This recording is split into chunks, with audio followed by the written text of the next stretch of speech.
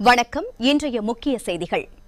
தமிழ்நாட்டில் 12ஆம் வகுப்பு பொதுத் தேர்வு முடிவுகள் வெளியாகியுள்ளன. இந்த ஆண்டில் 8 லட்சத்திற்கும் மேற்பட்ட மாணவர்கள் தேர்வு எழுதியுள்ளனர்.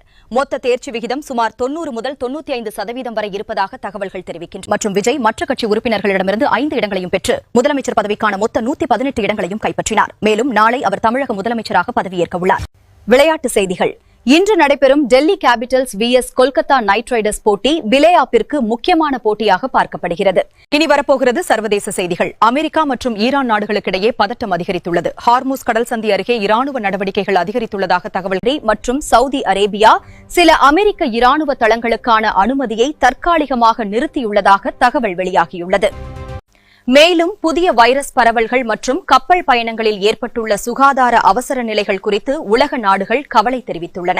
செய்திகள் இதுடன் முடிவடைந்தன. மேலும் செய்திகளுக்கு தமிழ் எக்ஸ்பிரஸ் யூடியூப் சேனலுடன் இணைந்திருங்கள். நன்றி, வணக்கம்.